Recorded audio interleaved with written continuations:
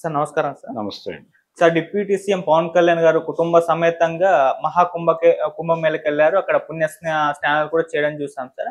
అయితే ఈ నేపథ్యంలో ఒక వార్త సోషల్ మీడియాలో వైరల్ అవుతుంది. ఆయన అంటే జంధ్యం ధరించున్నారు. సో దీనిపైన చర్చ అయితే జరుగుతుంది. పవన్ కళ్యాణ్ గారు జంధ్యం ధరించడం వెనుకున్న సీక్రెట్ ఏంటి? కాపులు ఈ విధంగా జంధ్యం ధరిస్తారా అన్న ఒక చర్చ అయితే జరుగుతుంది. మరి మీరేం చెప్తారు సార్ దానికి సంబంధించి? అంటే ఆయన జంధ్యం ధరించటం ఎందుకు అనేది చాలా కాలంగా ఉంది. ఆయన అజ్ఞాతవాసి సినిమా టైంలో కూడా ఈ చర్చ జరిగింది. ఆ టైంలో కూడా అంటే ఆ టైంలో ఆ సినిమాలో ఆయన టీషర్ట్ వేసుకుని ఒక షాట్ ఉంటుంది. ఆ షాట్లో ఈ జంధ్యం కనిపించింది. కనిపించేసరికి ఈయనేమిటి ఏదో జంధ్యం వేసుకున్నట్టున్నాడు అని అన్నారు ఆ రోజుల్లో. నిన్న ఆయన స్నానం చేసిన వీడియోలు అవన్నీ సోషల్ మీడియాలో వస్తుండగా ఈయన జంధ్యం వేసుకున్నాడంటే ఆ పక్కన త్రివిక్రమ్ శ్రీనివాస్ కూడా కనిపించాడు. ఆయన ప్రేరణతోనే ఈయన జంధ్యం వేసుకున్నాడు, ఈయనకు ఉపనయనం చేశాడా అని కూడా ఆ రోజుల్లో చర్చ జరిగింది. అజ్ఞాతవాసి టైంలో చర్చ జరిగింది. మళ్ళీ నిన్న వాళ్ళిద్దరూ కలిసి కనిపించటం, ఈయన జంధ్యంతో కనిపించటం.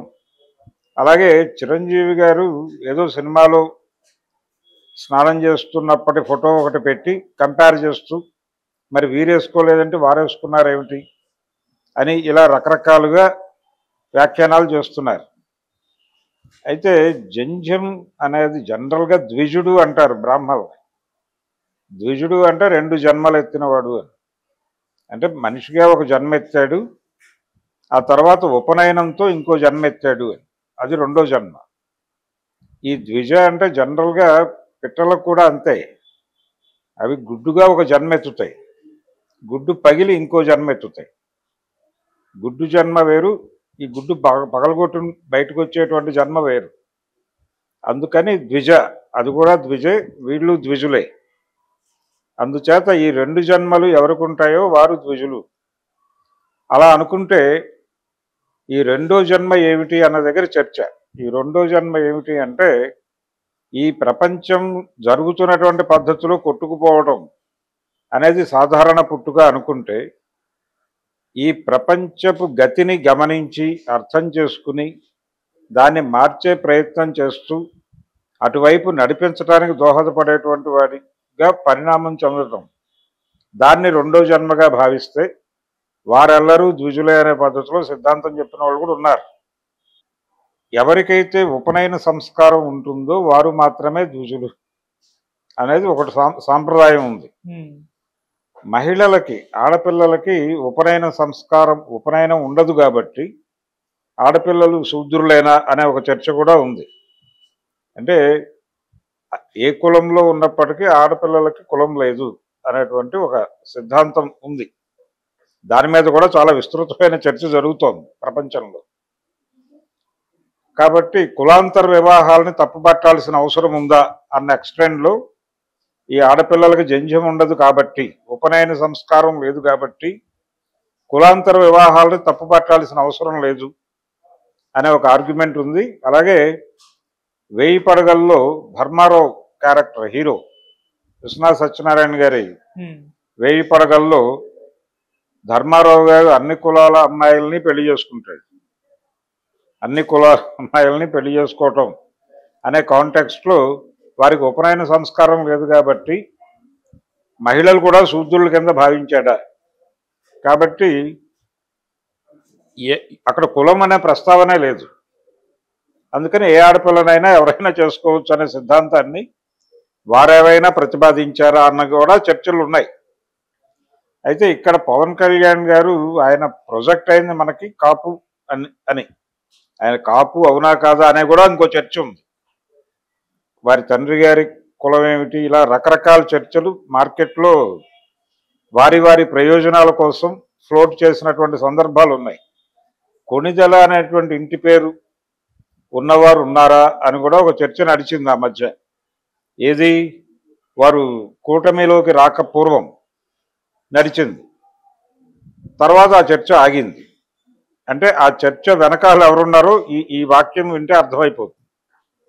ఇలాంటి రకరకాల చర్చలు జరుగుతాయి మార్కెట్లో. అయితే ఇక్కడ జంధ్యం వేసుకోవటం దగ్గర ఈయన జంధ్యం ఎందుకు వేసుకున్నాడు అనేది పక్కన పెడితే, బ్రాహ్మలు మాత్రమే జంధ్యం వేసుకుంటారు అనుకుంటే క్షత్రియులు కూడా వేసుకుంటారు, వైశ్యులు కూడా వేసుకుంటారు. అంటే ముగ్గురికి ఉపనయన సంస్కారం ఉంది. క్షత్రియులు జంధ్యం వేసుకుంటారు, బ్రాహ్మలు వేసుకుంటారు, వైశ్యులు వేసుకుంటారు. ఈయన ఏ జంధ్యం వేసుకున్నాడు అనేది ఒక చర్చ. అది పక్కన పెట్టేస్తే ఈయన బ్రాహ్మడు అనుకుందాం తాత్కాలికంగా, జంధ్యం వేసుకున్నాడు కాబట్టి బ్రాహ్మడు అనుకుందాం. బ్రాహ్మడు అంటే బ్రహ్మజ్ఞానం ఉన్నవారెల్లరూ బ్రాహ్మలే అని ఎన్టీ రామారావు గారు ప్రవచించారు గతంలో. అంటే ఆయన ముఖ్యమంత్రిగా ఉన్న రోజుల్లో ఒకసారి రవీంద్ర భారతిలో ఉగాది వేడుకలు జరుగుతున్న సందర్భంగా కుర్తాళం పీఠాధిపతిగా ఉన్నటువంటి ప్రసాదరాయ కులపతి గారు ఉన్నారు అక్కడ. అప్పటికి ఇంకా ఆయన సన్యసించలేదు, ప్రసాదరాయ కులపతిగానే ఉన్నారు. అలా ప్రసాదరాయ కులపతిగా ఆయన పండితుడు, ఆయన ఉన్నారు. ఆయనతో పాటు ఆ పంచాంగ శ్రవణం చేసినటువంటి శాస్త్రి గారు ఉన్నారు. స్వస్తివాచనం చెప్తూ అందులో గోబ్రాహ్మణ అనేది కట్ చేసి చెప్పేశాట ఆయన. ఈ గోబ్రాహ్మణ అనేది ఎందుకు కట్ చేయాల్సి వచ్చిందని ఎన్టీ రామారావు గారు మైక్ తీసుకుని అడిగారట వారు. అయితే ఇది కట్ చేయమని ఆయనకి ముందు రోజు ఇన్ఫర్మేషన్ కమిషనర్ చెప్పాడట. అది కుర్తాళం పీఠాధిపతిగా ఇప్పుడు ప్రసాదరాయ కులపతి గారే ప్రపంచానికి చెప్పారు ఒక వీడియోలో. ఆయన ఆశ్రమంలో చేసినటువంటి ఒక ఉపన్యాసంలో ఇది దొర్లింది, దాన్ని రికార్డ్ చేసి యూట్యూబ్లో పెట్టారు, అది అవైలబుల్లే. అయితే రామారావు గారు ఇలా అడిగేసరికి, అంటే ఇన్ఫర్మేషన్ కమిషనర్ ఎందుకు చెప్పాడంటే ఆ మాట, ప్రసాదరాయ కులపతి గారు ఎలా చెప్తారంటే దాన్ని, ఇది రాజకీయాలు, ఇది కుల మతాలకు అతీతమైనటువంటివి. గోబ్రాహ్మణ అంటే ఒక కులం గురించి గోవులకు మంచి జరగవలను, బ్రాహ్మణులకు మంచి జరగవలను అంటే, బ్రాహ్మలు అంటే ఒక కులం కదా, ఇదేమో మరి ప్రజాస్వామ్యం, ఇతర కులాల ప్రస్తావన లేదు అందులో. ఇతర కులాల ప్రస్తావన లేకుండా బ్రాహ్మణుల గురించి ప్రస్తావించడం సబబు కాదేమో, అందుకని అది పరిహరించి మిగిలినవి చదవండి అని చెప్పాడట ఆయన. చెప్పాడని ఈయన చెప్తున్నారు. ఆయన కాంటెక్స్ట్ ఇంకోటి అయి ఉండొచ్చు. ఎందుకంటే రామారావు గారి మీద ఒక ముద్ర ఉంది. ఆయన ఇండస్ట్రీ సినిమా పరిశ్రమలో ఉన్నప్పటి నుంచి ఆయన కొంచెం యాంటీ బ్రాహ్మిన్ ఇదేదో ఉండేది ఆయనకి. అంటే ఆయన స్వయంగా వివాహాలు చేయించినటువంటి చరిత్ర ఉంది ఆయనకి. అందుకని ఇది చదవకుండా ఉండటం బెటరు, ఎన్టీఆర్తో రిస్క్ అనే ఉద్దేశంతో అవాయిడ్ చేయించి ఉంటాడు అనేది నా ఉద్దేశం. కానీ వారు చెప్పింది అదే. ఎందుకంటే వారిది ప్రత్యక్ష అనుభవం, నాదేమో నేను దాన్ని వినటం ద్వారా నాకు అనిపించింది, నేను చెప్తున్నాను. ఇలా అన్న తర్వాత వీళ్ళు టోటల్గా అక్కడ అవాయిడ్ చేశారు దాన్ని. ఆ వాక్యాన్ని అవాయిడ్ చేసిన తర్వాత రామారావు గారు మైక్ తీసుకుని, గోవులకి బ్రాహ్మణులకి మంచి జరగాలి అని అనుకోవడంలో తప్పే ఉంది. గోవులు ఎలాగూ మనకు ఉపయోగపడే జంతువులే కదా, మనం రకరకాలుగా వాటిని వ్యవసాయానికి దానికి వాడుతున్నాం, దానికి మంచి జరగటం అంటే వ్యవసాయానికి మంచి జరగటం అనుకోవచ్చు, తప్పేం లేదు అని చెబుతూ, బ్రాహ్మలు అంటే ఒక కులం అనుకుంటున్నారేమో, మీరు అనుకుని అవాయిడ్ చేసి ఉంటారేమో, కానీ బ్రాహ్మలు అనేది ఒక కులం అని నేను అనుకోవటం లేదు అన్నట్టే ముఖ్యమంత్రి హోదాలో అనేసి, బ్రహ్మజ్ఞానం ఉన్నవారెల్లరూ బ్రాహ్మలే అన్నట్టే. కాబట్టి బ్రహ్మజ్ఞానం ఉన్నవాడు ఎవరైనా సరే బ్రాహ్మలు అని అంగీకరిస్తే, ఇప్పుడు పవన్ కళ్యాణ్ గారికి బ్రహ్మజ్ఞానం ఉందని అనుకోవాలా అనే ప్రశ్న ఉత్పన్నం అవుతుంది. ఆ రోజుల్లో రామారావు గారు దాన్ని, అంటే తన ఆర్గ్యుమెంటుని సమర్థించుకోవటానికి ఆయన శంకర విజయం నుంచి ఒక, అంటే శంకరుడు వెడుతూ ఉండగా ఈశ్వరుడే, శివుడే ఒక చండాలుడి రూపంలో వస్తాడు ఎదురుకుండా. వస్తే ఈయన తప్పుకోమంటాడు. ఆయన తప్పుకోమంటే, నన్ను తప్పుకోమంటున్నావా, నాలో ఉన్నటువంటి ఈశ్వరుణ్ణి తప్పుకోమంటున్నావా నువ్వు అని ఘర్షణ పడతాడు ఈయన. అప్పుడు ఈయన తన తప్పు తెలుసుకుంటాడు. ఈ సమస్త ప్రకృతి ఈశ్వరమే కదా, నేను అనవసరంగా ఇతన్ని కులం పేరుతో తప్పుకోమంటున్నాను, ఇది తప్పే, నాది తప్పే అని చెప్పి ఈయన శంకరాచార్యుల వారు అంగీకరిస్తారు. అంగీకరించిన తర్వాత ఆయన ఈశ్వరుడిగా ఈయనకు సాక్షాత్కరిస్తాడు. ఇది ఒక కథ. దీన్ని ఆయన వేదిక మీద చెప్పి, అందుచేత బ్రహ్మజ్ఞానం ఉన్నవారు చండాలురు అయినప్పటికీను వారి బ్రాహ్మణుల కిందే లెక్కేయాలి అని శంకరుడు అంతటి వాడే చెప్పినప్పుడు మీకేమిటి సమస్య అని చెప్పి ఈయన అలా ఒక అరగంట 30 గంట పైన భారతీయ ఋషి సాంప్రదాయం అనే టాపిక్ మీద ఒక క్లాస్ తీసుకున్నాడు రవీంద్ర భారతిలో అనేది ఆయన చెప్పాడు, స్వామివారు చెప్పారు. కాబట్టి దాని ప్రకారం అకార్డింగ్ టు ఎన్టీ రామారావు చూస్తే పవన్ కళ్యాణ్ గారు బ్రహ్మజ్ఞాన వారు వేసుకోలేదు. ఈ బ్రహ్మజ్ఞాన ప్రబోధం చేసినటువంటి రామారావు గారికి గొడవ లేదు. ఆయన మీద బ్రాహ్మణ వ్యతిరేకి అని 2 విధాలుగా ముద్ర ఉంది. అంటే ఆయన అధికారంలోకి రాగానే కరణాలని, మున్సబుల్ని, ఇక్కడ పటేల్ పట్వారీ వ్యవస్థలని రద్దు చేశాడు. ఈ రద్దు చేయటం వల్ల కరణాలని రద్దు చేయటం ద్వారా నియోగ బ్రాహ్మణులు ఇబ్బంది పడ్డారు. ఆ తరువాత ఆయన 30/87 అని ఒక యాక్ట్ పట్టుకొచ్చి అనువంశక అర్చకత్వాన్ని రద్దు చేసి వైదికులను కూడా ఇబ్బంది పెట్టాడు. అలా బ్రాహ్మణుల మీద వాంటెడ్గానే దాడి చేశాడు ఆయన అనే ఒక అభిప్రాయం ఉంది.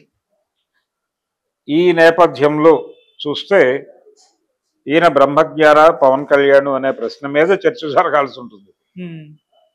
అంటే ఆయనకి బ్రహ్మజ్ఞానం ప్రసాదించారా, ఎవరు ప్రసాదించారు, త్రివిక్రమ్ శ్రీనివాస్ గారు ఏమన్నా ప్రసాదించారా అనేది ఇంకో సందేహం. ఈ సందేహం ఆ రోజునే అజ్ఞాతవాసి టైంలోనే మొదలైంది. ఇంకొక చర్చ ఏంటంటే ఆయన కొంత లెఫ్ట్కు ఉండేవాడు పవన్ కళ్యాణ్. లెఫ్ట్కు ఉండి మాస్టర్జీ వీళ్ళందరినీ దగ్గరకు తీసుకుని ఉండేవాడు. ఆయనతో పాటలు రాయించుకున్నాడు తన సినిమాల్లో. జానీ సినిమాలో పాటలు రాశాడు ఆయన. నారాజు కాకురమ్మ అన్నయ్య అనే ఓ పాట ఉంది. నవాబులు నిర్మించిన నగరంలో ఉంటూ కులమతాల గొడవలు మీకు ఎందుకు రన్నా ఇలాంటి పాటలు పెట్టుకున్నాడు. రామ మందిర వివాదం మీద కూడా ఆయన నెగిటివ్ స్టేట్మెంట్ ఇచ్చాడు. అలాగే ఖుషీ సినిమాలో లిబరలైజ్డ్ ఎకానమీ మీద సెటైర్లు వేస్తూ ఒక పాట ఉంది.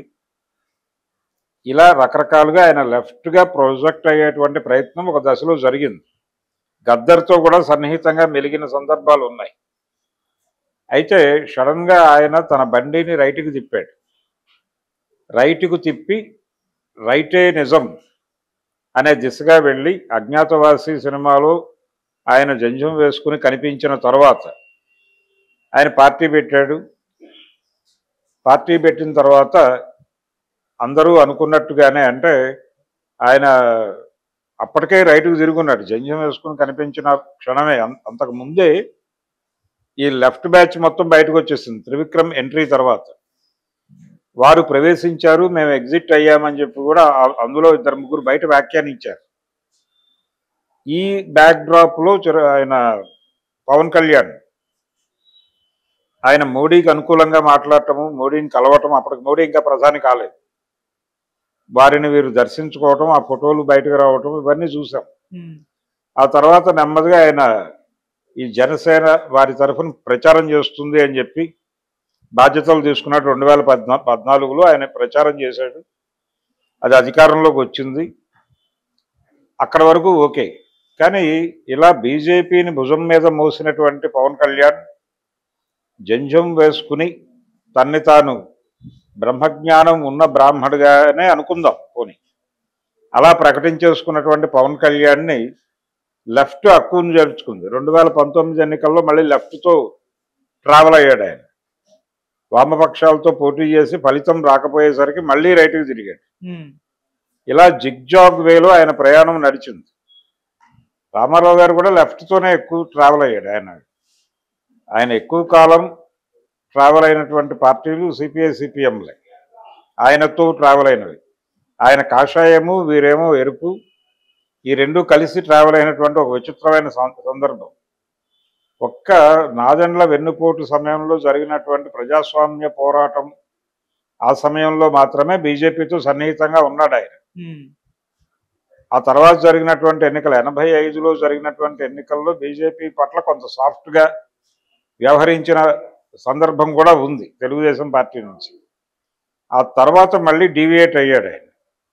డీవియేట్ అయిన తర్వాత రామారావు గారు చేసిన 100 తప్పులని వాళ్ళ పుస్తకం వేశారు, కోర్టులో కేసులు వేశారు ఎన్టీఆర్ మీద, రకరకాలు జరిగినాయి. ఆలే నరేంద్ర గారు ఊరూరా ఆ సభలు పెట్టి ఆ పుస్తకావిష్కరణలు చేశాడు. అప్పటి నుంచి తర్వాత ఎప్పుడో ఒకసారి అద్వానీ గారితో ఆయన అన్నమాట పేపర్లో బ్యానర్ ఐటమ్గా వచ్చింది, మీ కాషాయం వేరు మా కాషాయం వేరు. ఇది ఒక ధోరణి, ఎన్టీఆర్ ధోరణి. పవన్ కళ్యాణ్ గారిది ఇదొక ధోరణి. ఈయన కమిటెడ్గా, ఆయనేమో క్రిటికల్, ఎన్టీఆర్ క్రిటికల్గా మాట్లాడాడు ఆ రోజు. బ్రహ్మజ్ఞానం ఉన్నవారెల్లరూ బ్రాహ్మలే అంటే అది క్రిటికల్ స్టేట్మెంట్. ఆ క్రిటికల్ స్టేట్మెంట్కి ఈయన ప్రాక్టికల్ ఆహార్యానికి మధ్య వైరుధ్యం ఉంది. వారి గొడవ వేరు, వీరి గొడవ వేరు. వీరు హిందుత్వ అనే దాన్ని అడాప్ట్ చేసేసుకున్నాడు బలంగా. ఆ అడాప్షన్ తాలూకా అంటే ఇక్కడ టోటల్గా యాంటీ లెఫ్ట్ ఓరియంటేషన్లోకి వెళ్ళిపోయాడు, అయిపోయింది. ఇది కొత్తగా ట్రెండ్ కాదు. ఆయన ఆ రోజునే, అంటే అజ్ఞాతవాసి సినిమా సమయానికే దీనిలో ఉన్నాడు, ఆ రూపంలో. అలాగే ఇప్పుడు ఆయన ఆహార్యం చూస్తే అర్థమవుతుంది.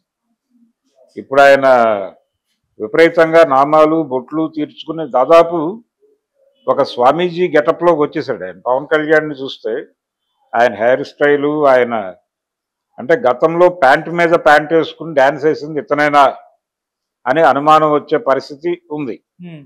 అంటే ఆ లెవెల్లో తన అటైర్ని మార్చేసుకుని ఆయన కొత్త ముద్ర వేసే ప్రయత్నం చేస్తున్నాడు. అందులో భాగంగానే జంధ్యం అనేది బ్రాహ్మణులకి సింబలైజ్ చేయటం, తద్వారా ఈయన బ్రాహ్మడిగా మారితే మారి ఉండొచ్చు, తప్పేం లేదు దానిలో. అకార్డింగ్ టు ఎన్టీ రామారావు ఇది బ్రాహ్మడిగా మారిపోయి ఉండొచ్చు. ఒకసారి ఒక స్టేట్మెంట్ ఇస్తే సరిపోతుంది, నేను బ్రహ్మజ్ఞానం ఉంది నాకు, అందుకని నేను జంధ్యం వేసుకున్నాను, నేను బ్రాహ్మణ్ణి అనేస్తే ప్రమాదం లేదు. బ్రాహ్మలు సమాజానికి చేసినటువంటి రకరకాల ఇబ్బందుల గురించి చాలామంది రకరకాలుగా మాట్లాడేశారు. అది అయిపోయింది ఆ చరిత్ర. కాబట్టి ఇప్పుడు అంటే గతంలో అభివృద్ధి లేకపోతే ప్రోగ్రెసివ్ ఐడియాలజీ అనే పేరుతో సమాజంలో ప్రచారంలో ఉన్నటువంటి భావజాలం మొత్తం కూడా తప్పు. అంటే దానివల్ల సాధించింది ఏం లేదు సమాజం అనే ఉద్దేశంతో ఆ భావజాలం తప్పు అని చెప్పి కొత్త భావజాలం అనే పేరుతో ఏ భావజాలాన్ని అయితే వామపక్ష భావజాలం పక్కకి నెట్టేసిందో ఆ భావజాలాన్ని పట్టుకొచ్చి ఈ వామపక్ష భావజాలానికి ప్రత్యామ్నాయంగా నిలబెట్టే ప్రయత్నం ఒకటి 90 దశకం ప్రారంభం నుంచి జరుగుతోంది. ఈ ప్రయత్నం సీరియస్గా సినిమాల్లో చేసినవాడు ఇతను త్రివిక్రమ్ శ్రీనివాస్. త్రివిక్రమ్ శ్రీనివాస్ సినిమాలన్నింటిలోనూ ఇది ఉంటుంది. ఆయన పాత విలువలు చెప్పడం కోసం సినిమాలు తీస్తాడు కాన్షియస్గా. దానికి పెద్దగా ఇబ్బంది పడక్కర్లేదు. ఒక అద్భుతమైన ఉదాహరణ అలవైకుంఠపురంలో అనే సినిమా. ఈ సినిమా ముందు ఇంటి గుట్టు అనే ఒక సినిమా ఉంది ఎన్టీ రామారావు. ఆ సినిమాలో ఒక దొంగకి ఒక జడ్జి గారు శిక్ష వేస్తాడు. శిక్ష వేసి ఆ సందర్భంగా అతనికి ఏదో భార్య పురిటి నొప్పులతో, అంటే ప్రెగ్నెంట్ అయి ఉంటుంది, ఈయనకేమో జైలు శిక్ష వేస్తారు. దొంగకి అక్కడ ఇబ్బంది ఉందండి మా ఇంట్లో అని ఏదో చెప్తాడు. ఈయన విండు. దొంగ కడుపుని దొంగే పుడతాడు కదా అన్న టైప్లో ఏదో వ్యాఖ్యానాలు చేస్తాడు ఆయన. చేస్తే దొంగ కడుపును దొంగ ఎందుకు పుడతాడు అని చెప్పి ఆ దొంగ గారు ఆలోచించి వారు బయటికి వెళ్ళి తన కొడుకుని తీసుకెళ్ళి జడ్జి గారి ఇంట్లో పెట్టి జడ్జి గారి కొడుకుని తీసుకొచ్చి తన ఇంట్లో పెట్టేసి పెంచుతారు. ఈ దొంగ కొడుకు అక్కడ పెరిగి పోలీసు అవుతాడు, జడ్జి గారి కొడుకు ఇక్కడ పెరిగి దొంగ అవుతాడు. ఆ జడ్జి గారి కొడుకు దొంగ అయిపోయి పెరుగుతాడు కదా. ఈ దొంగ అయిపోయిన జడ్జి గారి కొడుకుని పోలీస్ అయినటువంటి దొంగ గారి కొడుకు అరెస్ట్ చేసేటువంటి పరిస్థితి. ఒక చాలా సీరియస్ క్రైమ్లో వీడు అదే జడ్జి గారి ముందు ఆ జడ్జి గారు తన పాత భావజాలంతో వీడికి శిక్ష చేసే ప్రయత్నం చేస్తాడు. ఇది ఆ సినిమా కథ. ఇక్కడ పెంపకమే ప్రధానం, కులం కాదు. ఎవడో ఏ కులంలో పుట్టినా కానీ వాడు ఎక్కడ పెరిగాడు అనే దాని మీద వాడు బ్రాటప్లో నుంచి వాడి తాలూకా కార్యక్రమాలన్నీ అక్కడి నుంచి రూపొందుతాయనేది ఆ సినిమాలో ఎస్టాబ్లిష్ చేశారు. ఇలాంటి కథే అలవైకుంఠపురంలో. ఇతను బాస్ కొడుకు ఒక చోట పెరుగుతాడు, ఈ గుమాస్తా కొడుకు అక్కడ పెరుగుతాడు. అక్కడ పెరిగినప్పటికీ గుమాస్తా కొడుకు గుమాస్తాలాగానే ఆలోచిస్తాడు. ఇక్కడ పెరిగినటువంటి బాస్ కొడుకు బాస్ లాగానే ఆలోచిస్తాడు. పుట్టుక నిర్ణయిస్తుంది, కులం నిర్ణయిస్తుంది అని మహానుభావుడైనటువంటి ఈ త్రివిక్రమ్ శ్రీనివాస్ అనేటువంటి పెద్ద మనిషి చెప్తాడు. ఈ భావజాలం ప్రమోట్ చేయటమే ఆయన సినిమాల లక్ష్యం. ఈ భావజాలమే వారికి ఇంకింది. ఈ భావజాలం ఇంకించుకోవటంలో భాగంగా వారు బ్రాహ్మణీకరణ చెందుంటారు. ఆ చెందిన సందర్భంగానే వారు జంధ్యాన్ని ధరించారు. జంధ్యం ధరించటం తప్పని నేను అంటం లేదు, కానీ వారు ఏదైనా ధరించవచ్చు. ఎవరు ఏది ధరించినా తప్పులేదు. జంధ్యం తీసేయటం వెనకాల బ్రాహ్మణులకు ఒక ప్రయోజనం ఉండొచ్చు, జంధ్యం వేసుకోవటం వెనకాల ఆయనకు ఒక ప్రయోజనం ఉండొచ్చు. ఆ ప్రయోజనాల మధ్య ఘర్షణ ఉంటుంది ఖచ్చితంగా. ఆ ప్రయోజనాల మధ్య ఘర్షణ జరుగుతుంది. ఇది జంధ్యం వెనకాల ఉన్నటువంటి కథ. ఇక్కడ రామారావు గారి సిద్ధాంతానికి వీరి సిద్ధాంతానికి కూడా వైరుధ్యం ఉంది. వారి గోల వేరు, వీరి గోల వేరు. వీరు పూర్తిగా నమ్మారు దాన్ని. వారు దాని మీద విమర్శ చేశాడు, క్రిటికల్గా వెళ్ళాడు.